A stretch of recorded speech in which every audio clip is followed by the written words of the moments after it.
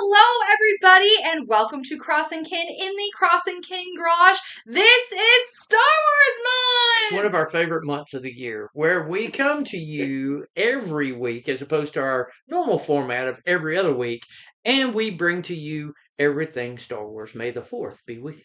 Disney has just released Maul Shadow Lord, which is, I think personally, it's going to be a relaunch of Star Wars. Today, however, we are discussing the dark side of Star Wars. I wore the wrong shirt. It's okay, I've got enough black on here to fit it. We should have gotten our red lightsaber. That's okay. Today we are discussing Star Wars villains. We're only going to discuss 5 villains, and let me preface this. These are not the 5 villains that we hate most. They're not. If you want the villain I hate most, look no further than Pong Krell from Star Wars The Clone Wars. Let's get started with villains. All right, so the first villain we're going to discuss is Darth Sidious, also known as Chancellor Palpatine, played in all of the live action movies since Return of the Jedi by Ian McDiarmid, and Ian McDiarmid has also been voicing the Emperor in some of the more recent Star Wars animation. However, he was voiced in Clone Wars by Ian Abercrombie, and upon Abercrombie's passing, Tim Curry took over for Oh, seasons wow. 5 and 6. You can actually hear it if you listen real closely. You can absolutely hear Curry's voice. That's but really good. Was still, that before his stroke? I think it was Yeah. actually just after. Wow. Because he's been voice acting primarily since his stroke. Gotcha. But Sidious. So backstory a little bit on Palpatine. I'm gonna say this. I really think the Acolyte should have centered on Palpatine. I think the Acolyte should have centered on his backstory and Darth Plagueis the Wise. Yes, it's been like done in comics and whatever, but for those of us who don't know what comics are canon, don't know where to start with certain comics, which, by the way, recommend down in the comments below because I'm always down for a good comic book. But anyway, for those of us who mostly rely on the television and films for a lot of our backstory, we don't know Palpatine's backstory. We do not know how this man became evil incarnate. I know a little bit because I went and researched, but basically he's a Naboo-born nobility, Force sensitive, and apparently before the Jedi found him, here comes Darth Plagueis. If we'd have gotten to season 2 of The Acolyte, which they really That's- need to make some major changes before we need a second season of The Acolyte, that is, I don't know, have we ranked them and that was at the bottom of our We list? reviewed Acolyte and you gave it a goose egg. It really, I mean, in the whole universe of Star Wars, it really didn't make a whole lot of sense.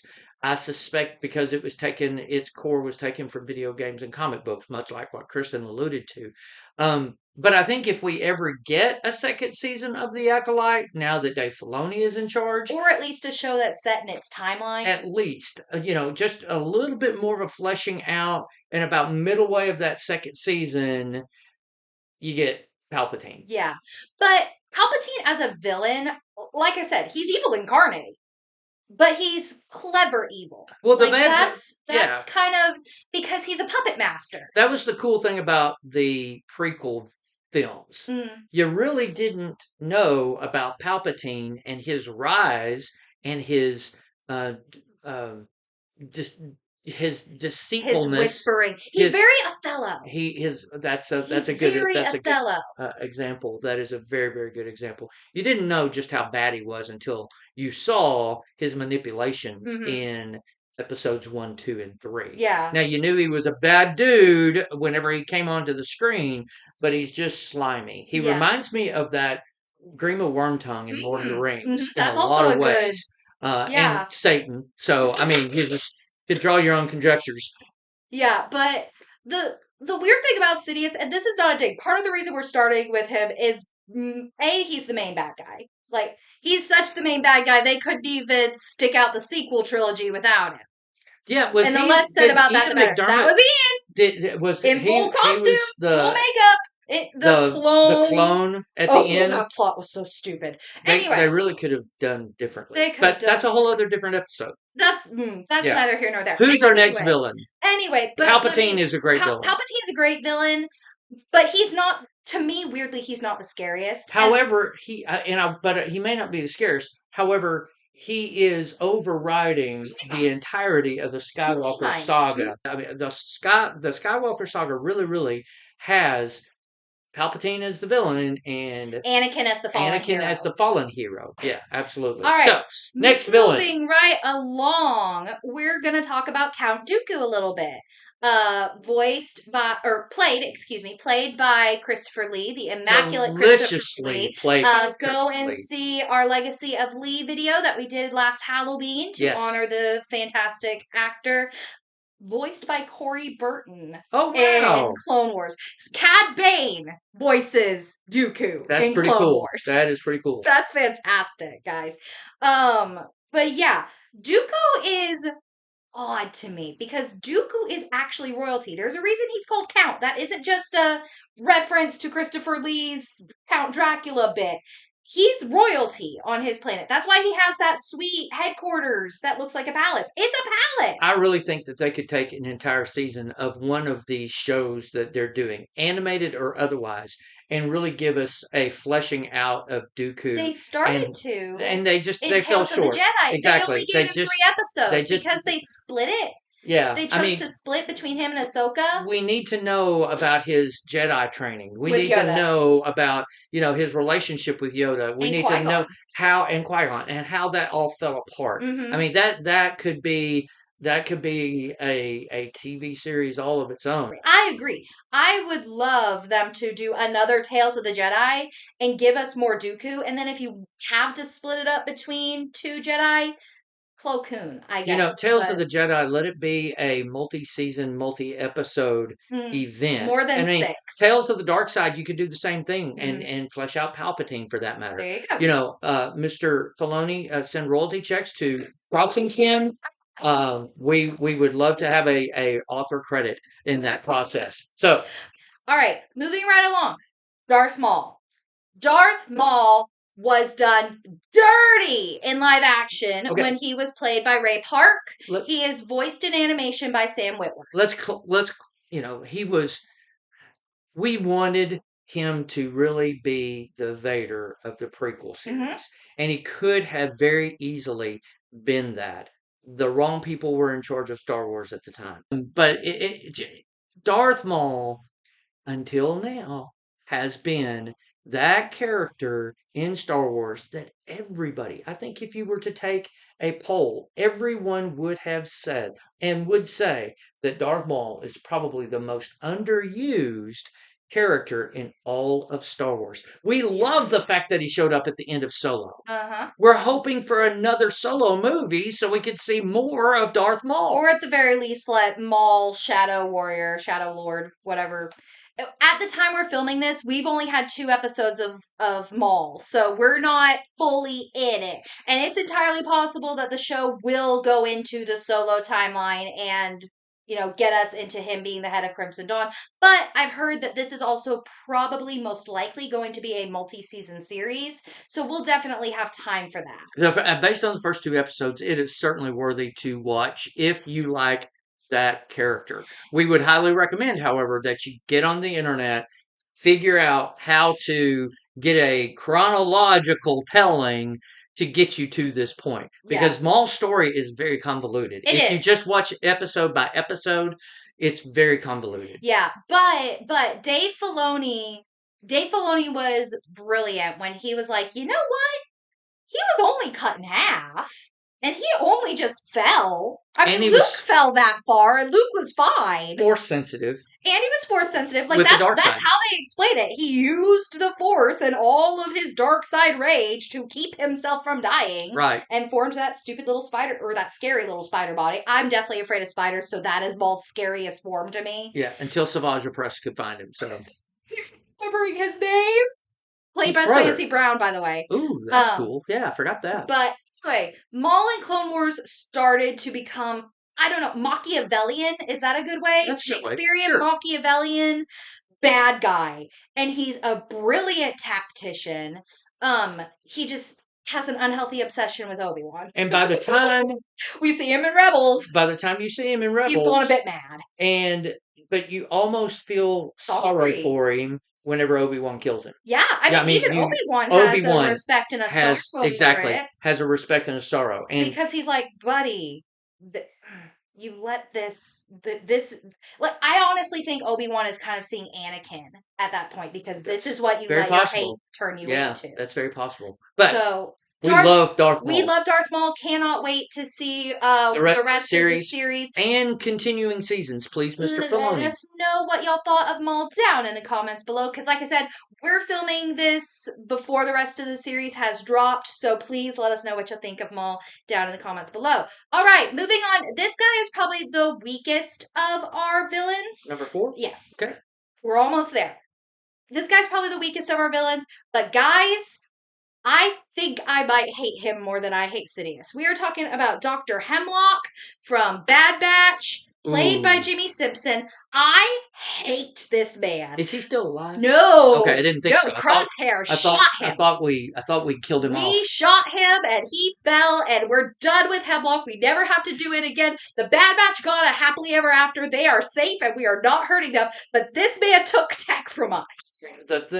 This man took tech from us. I think Kristen and I both stood up and cheered whenever Hemlock got taken out. So much. You know, it was it. You're right. He took tech from us. He was just the mastermind on clones. behind all of the clone experimentation. Okay, fair. That's fair enough. So, you know, just pull back the turbo thrusters. We understand you don't like him. So, but it's just he's one of those characters that is so villainous that he really didn't need to go much further than where he was. Unlike someone we're going to talk about next, Admiral Thrawn. Yeah, that's next. So, you know, I mean, we'll dive into him for a minute, but Hemlock is possessed to. And this is going to sound mean. He's a true Slytherin in the villain sense because his ambition and pride is what's causing him to be the absolute worst form of human being. Well, I think he also has an intrinsic desire to see how far he can take cloning. That's, you know, I mean, that I think is the driving force behind, and he's willing to do anything to make sure that his mad scientist continues. All right, last up, this guy is probably what's going to take us longest because he is one of those characters that was in legacy material and got brought in once all the legacy stuff got thrown away by Disney. We're talking about Grand Admiral Thrawn. I love played by Lars Mikkelsen. Thank you. I love the books, the book trilogy by Timothy Zahn that brought us Grand Admiral Thrawn. There are a couple of Timothy Zahn trilogies. Of the Empire. He's talking about the ones we have. Shadow of the Empire, yeah. Shadow of the Empire brought us Grand Admiral Thrawn. And it is those 3 books could have been easily, in my opinion, episodes 7, 8, and 9. And probably much, much more enjoyable. Thrawn, on the other hand, he is brilliant. He's sympathetic. To an extent. He is sold out to the Empire, without doubt. Has designs on, I would imagine, being the Emperor before it's all said and done.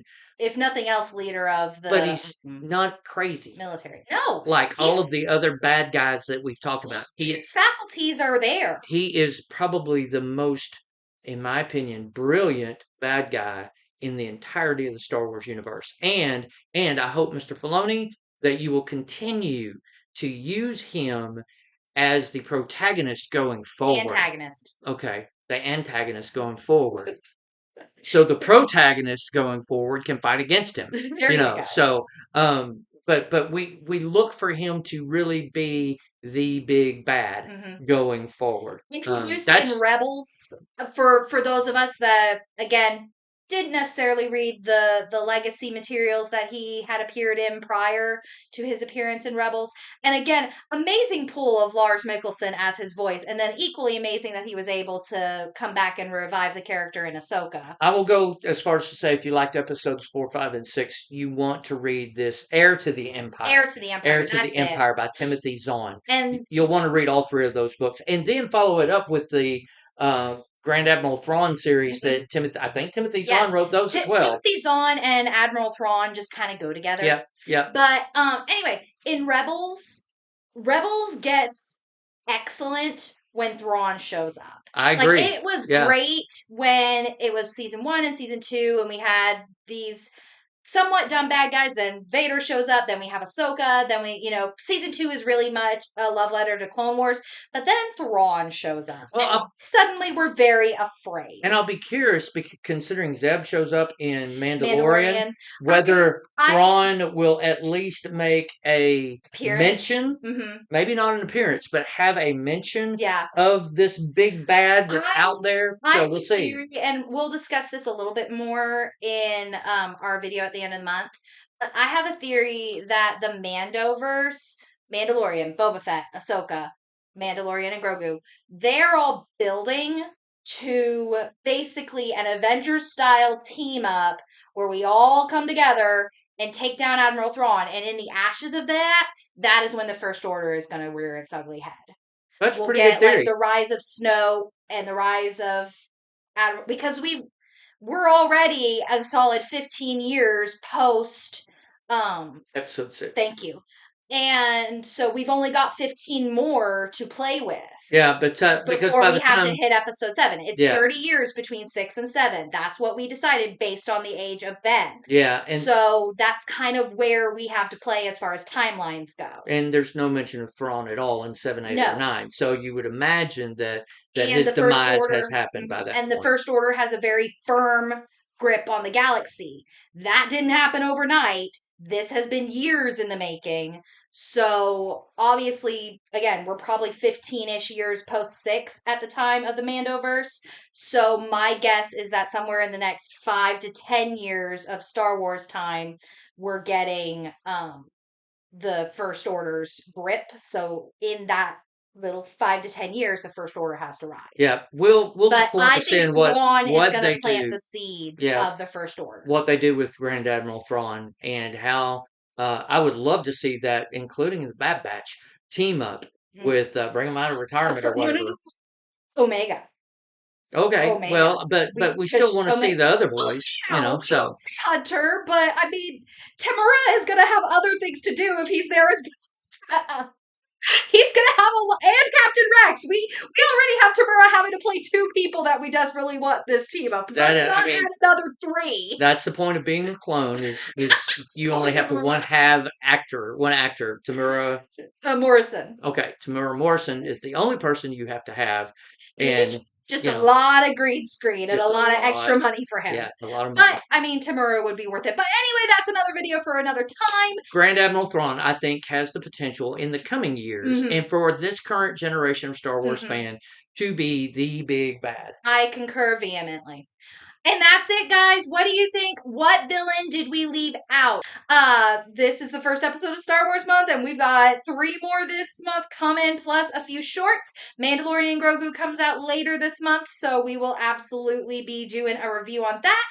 Be doing a couple other little fun short type things as the month rolls on. But 3 recommendations. Go read Heir to the Empire, that trilogy. Watch Bad Batch. Bad Batch, 4 recommendations. Watch Bad Batch with the last 4 episodes of Clone Wars before it, okay? Watch Maul. Absolutely. That's coming out, and be ready for Mando and Grogu. It's a good time to be a Star Wars fan. It's a good time to be a Star Wars fan. It really, really is. It's a great time to be a Star Wars fan, and we look forward to seeing what Mr. Filoni and crew have coming down the pipe. Possibly some more iconic villains for us to talk about next year. But until next week, I'm Kristen. And I'm Randy. And this is Crossing Kin. Here at Star Wars Month. See ya.